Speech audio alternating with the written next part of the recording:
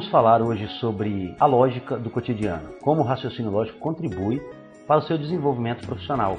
Em primeiro lugar, a expressão raciocínio lógico já lhe causa alguma sensação de concurso público. Não, eu trabalho na iniciativa privada, não quero fazer concurso, não me interessa. Não é por aí. Nossa ideia é justamente criar elementos que desvinculem a expressão raciocínio lógico desse tema concurso público. O que acontece é o seguinte, a pessoa nasce com um conjunto de músculos pré-definido. Ou seja, esses dois caras aí na tela têm bíceps. Qual é a diferença entre os dois? A diferença é que o da esquerda resolveu trabalhar esse bíceps e criar um elemento para que esse bíceps seja capaz de produzir mais, de pelo bíceps que ele tem conseguir bons resultados, enquanto o cara da direita, o magrelo aí, deixou o bíceps como ele veio ao mundo. A mesma coisa acontece com o nosso cérebro. A gente pensa assim, não, mas eu não gosto de raciocínio lógico, eu não gosto de matemática, eu não gosto disso, eu não gosto daquilo, e aceita isso como uma limitação, como um freio puxado na nossa vida. Ora, o que a gente tem para fazer é descobrir maneiras, e se é possível, nós vamos mostrar que é possível, desenvolver esse músculo cerebral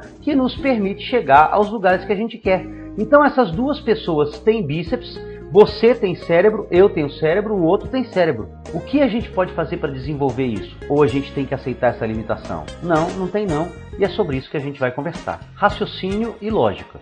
São duas coisas que são tratadas como se fosse uma coisa só no dia a dia do brasileiro, né? O raciocínio lógico. Mas qual é a diferença entre esses dois componentes? Imagina que você tem um problema e esse problema precisa ser solucionado. O raciocínio é a forma pela qual você analisa as informações que você tem sobre o problema, cria um caminho, um encadeamento para chegar à solução proposta para aquele problema, ou para várias soluções propostas. Por outro lado, você depois que chega a essa solução, alguém te pergunta, você tem certeza? Isso é o melhor? Você vai fazer o quê? Você vai falar, olha, pela lógica, ou seja, por caminhos que possam ser aplicados para ratificar, para confirmar, para legitimar aquela solução, você prova que o caminho que você seguiu, o raciocínio que você aplicou é legítimo, é válido, e aí você ganha consistência na dialética, na capacidade de discutir situações e na retórica, a coisa de você estar procurando convencer as pessoas da sua ideia. Ora, na vida profissional isso é extremamente importante, porque muitas vezes nos dão alguma oportunidade de encontrar uma solução ou de dar uma ideia. Você tem que ser proativo, lembra dessa coisa? Você tem que ser criativo. E quando você apresenta uma ideia, se você não tiver como mostrar que ela é consistente, você acaba enfraquecendo a sua capacidade de argumentação. Quando a gente começa na carreira, vamos imaginar que a gente comece lá como estagiário. E vamos imaginar que o outro extremo seja o executivo, o cara que participa da cúpula, da capacidade, das decisões da empresa. E o estagiário é aquele cara que ganha para aprender, tem direito de perguntar, tem direito de errar. Ora, todos nós temos aquela vontade de evoluir na carreira, ou seja, ir de um extremo ao outro. Nesses desenhos aí, você vai ver que os quatro são desenhos de uma casa. O que muda? Você vai me dizer, Henrique, o desenho lá de cima foi feito por uma criança de 6 anos. O desenho aqui embaixo foi feito por um arquiteto, por um desenhista. Nós estamos falando da técnica de desenhar? Não.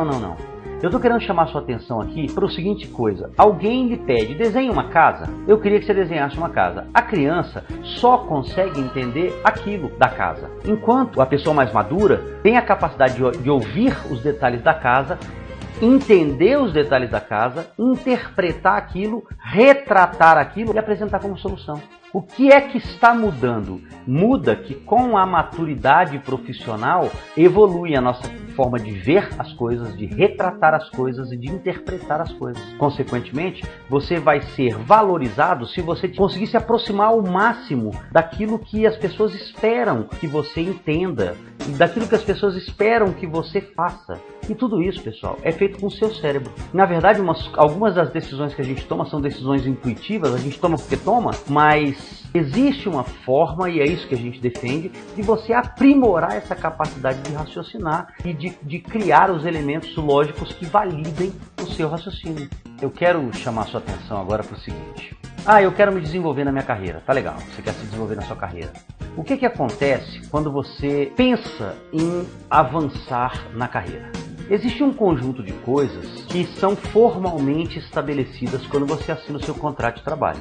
seu horário de entrar, seu horário de sair, os dias que você tem que trabalhar, o seu papel, os direitos que você tem, as obrigações em termos de até forma de se vestir, forma de se portar, vocabulário, não pode fumar aqui, pode fazer aqui. Bom, então a empresa estabelece naquele contrato algumas regras e você tem alguns direitos também associados a isso, que é receber o seu salário, receber férias, 13º, abono de férias e assim por diante. São essas coisas que impulsionam, que alavancam sua carreira? Não, porque isso aí coloca todo mundo no mesmo patamar. Ou seja, todas as pessoas que trabalham naquela empresa, naquela função que você exerce, têm as mesmas obrigações e os mesmos direitos. Mas o que então faria você avançar na sua carreira? Bom, quando você está bem numa empresa, que você fala assim, cara, eu adoro trabalhar em tal lugar, isso normalmente está associado a quê? As questões de você falar, lá eu tenho oportunidade de desenvolvimento profissional, eles investem no meu crescimento, eu trabalho com pessoas que sabem muito do que fazem, então eu trabalho com bons modelos, bons referenciais, eles respeitam as minhas questões humanas e sociais e familiares e assim por diante. Isso está no seu contrato de trabalho? Não. Mas você espera que a empresa faça isso por você? Espera. Da mesma forma, do lado de lá, a empresa tem uma série de expectativas que não estão formalizadas no contrato de trabalho. E essas expectativas, por serem informais, elas são personalizadas na figura do contrato psicológico. É uma expectativa de lá com relação a você e de você com relação à empresa. E por que isso é importante? Porque, na verdade, quando a gente fala a empresa quer, a empresa espera, isso é uma visão antropomórfica das organizações, mas são pessoas que estão ali dirigindo aquela empresa, gerenciando o seu trabalho, coordenando uma determinada área, que tem o papel de estarem continuamente avaliando o seu comportamento, suas posturas, naquilo que você é, naquilo que lhe é atribuído. Consequentemente, esse contrato psicológico precisa ser considerado para você saber o que é importante para as pessoas que estão ali coordenando os seus trabalhos, que estão ali respondendo pela empresa. E esse contrato psicológico ele tem um papel importante porque sempre a gente ouve nas palestras o seguinte, olha, você tem que ser criativo, você tem que ser líder, você tem que ser proativo, você tem que ter visão estratégica, você tem que ser muito bom naquilo que você faz. Ou seja, se você é advogado, tributarista, você tem que saber tudo sobre direito tributário. Se você é dentista, você tem que saber tudo sobre dentista. Se você é tecnólogo da informação, você tem que saber tudo sobre tecnologia. Quanto mais você souber, mais conhecimento específico você tiver, maior a sua capacidade técnica. Beleza, legal. Ora, na verdade, as organizações precisam de quê? Solucionar problemas, porque existem problemas que requerem raciocínio para que se encontrem as melhores soluções, e inovar. Inovar por quê? Porque o cenário das organizações está cada vez mais dinâmico, cada vez mais acelerado. Então a sua empresa precisa que você explore ao máximo sua capacidade de contribuir com a inovação. E essa capacidade de contribuir com a inovação significa ser capaz de identificar novas formas melhores de se fazer o que já se fazia, ou ainda criar novas coisas a serem feitas. E isso tudo vai ser cobrado de você, na verdade indireta, implicitamente, mas são elementos que podem contribuir ou frear ou acelerar o seu desenvolvimento profissional. Muito bem, o raciocínio é essa capacidade de criar, a partir de um determinado conjunto de informação, outras informações. E o Peter Senge, quando escreveu o livro A Quinta Disciplina é a visão sistêmica. Lá ele fala das organizações que aprendem. Lá ele fala do aprender a aprender. O que se quer, na verdade? Se você quer ter uma organização que aprende, você tem que chegar no último estágio, a última disciplina, que é desenvolver a visão sistêmica, que é a visão do todo integrado, do todo interdependente. Então você, na medida em que o seu raciocínio te permite combinar informações, você se torna apto a trabalhar o todo como todo e contribuir para a sinergia necessária para que a organização alcance seus objetivos. Então, se você precisa ter visão sistêmica e o raciocínio é o instrumento que te permite combinar as coisas, como é que se dá a nossa evolução na carreira? Lá atrás, a gente tem a nossa formação técnica. É quando você entra para trabalhar numa empresa como assistente administrativo, você começa a aprender a mexer com o computador, você começa a entender de marcenaria, tudo bem, formação técnica. Decorrente dessa formação técnica, vão se abrir para você algumas oportunidades. Observe que essas oportunidades ainda são pequenas, porque o que você traz de elemento contributivo, se é que essa palavra existe, para o todo, é pequeno ainda, é uma coisa muito técnica, muito específica, muito pontual. Depois disso, você vai para onde? Você vai para a graduação. A graduação, eu falo aqui de visitar as ilhas, porque quando você escolhe fazer direito, você já está escolhendo um pedaço do conhecimento universal. Quando você vai para a área de engenharia civil, você está escolhendo um outro pedaço, uma ilha. E claro que isso é importante, porque isso vai te abrir portas para novas oportunidades, um pouco maiores. Depois disso, o que acontece? Você se forma, você vai trabalhar naquela área específica sua. Se você é um cara de tecnologia da informação, você escolhe uma das vertentes e vai trabalhar nela. Se você é um advogado, você escolhe uma das vertentes e vai trabalhar nela. E as oportunidades surgem decorrentes disso. O que vem depois disso? A vivência, a sua capacidade de experimentar coisas e aprender com isso.